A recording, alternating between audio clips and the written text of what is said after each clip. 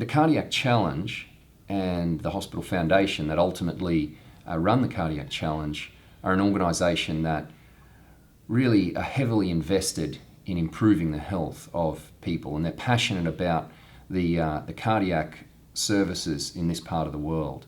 So every single donation is fed back into the cardiac service in this region. And I don't just mean Cairns. We're looking at models where we can support our district and rapid transit models. The equipment that we use is to benefit the entire far north Queensland community.